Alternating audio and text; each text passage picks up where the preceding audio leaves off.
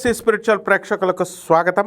ఈ చైత్రమాసంలో శుక్లపక్షంలో షష్ఠి రోజున జరిగేటటువంటి ఈ వసంత నవరాత్రుల్లో 6వ రోజు మనం చేసేటటువంటి పూజ మనము కాత్యాయని అమ్మవారికి పూజ చేస్తాం. మనకి శ్రీరామ నవమి రోజున వచ్చేటటువంటి 9 రోజులు కూడా ఈ వసంత నవరాత్రులు పూజ చేస్తాం. ఎందువల్లంటే రామో లలితాంబిక అన్నారు, రాముడే లలితాదేవి. కాబట్టి లలితాదేవి మనము ఏమని చెప్పుకుంటామంటే పార్వతీదేవిని శ్రీరామచంద్ర ప్రభు యొక్క సోదరి, శ్రీమన్నారాయణమూర్తి యొక్క సోదరి. కాబట్టి ఆ రోజున మనకు రాముల వారి నవరాత్రులు మనం ఏ విధంగా అయితే చేసుకుంటామో అదేవిధంగా చైత్రమాసంలో ఈ 9 రోజులు కూడా వసంత నవరాత్రులు పార్వతీ అమ్మవారికి చేస్తాం.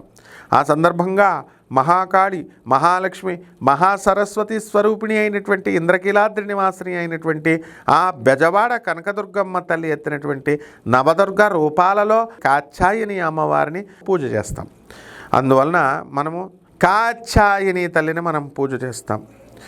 యా కుందేందు తుషారహార ధవళ, యా శుభ్రవస్త్రాభృత, యా వీణా వరదండమండితకర, యా శ్వేత పద్మాసన, యా బ్రహ్మాచ్యుత శంకర ప్రభృతి బిర్ధేవై సదా పూజిత, సా మాం పాతు సరస్వతి భగవతి నిశేషజాడ్యాపహ అంటూ ఆ జగన్మాత అయినటువంటి కాత్యాయని అమ్మవారిని మనము వాణి రూపంలో, ఆ లక్ష్మి మహాలక్ష్మి రూపంలో మనం పూజ చేసుకుంటాం.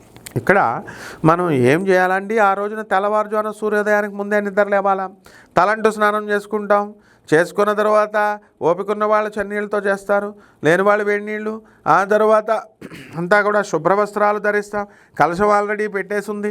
మరి అందులోకి ఈ యొక్క కాత్యాయని అమ్మవారిని మనం అందులో ఆహ్వానించి పూజ చేస్తాం. ఈరోజు విశేషం ఏమిటంటే కాత్యాయని అమ్మవారిని పూజ చేస్తే పెళ్లి కాని పిల్లలందరూ కూడా మీకు పెళ్ళిళ్ళు అవుతాయి.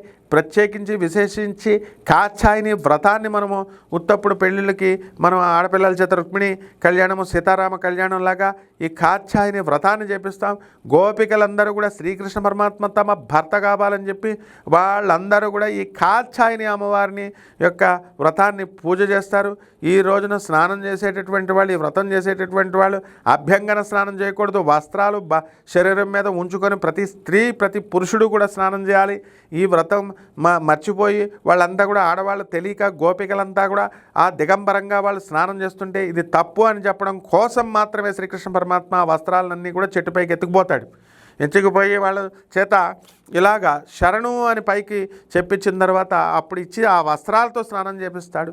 అప్పుడు మాత్రమే ఆ వ్రతం భగ్నం కాకుండా సక్సెస్ అవుతుంది. మీరందరూ కూడా ఈ రోజున పులిహార నైవేద్యం పెట్టి లలితా సహస్రనామాలు చదువుకోండి, లలితా అష్టోత్తరాలు చదువుకోండి.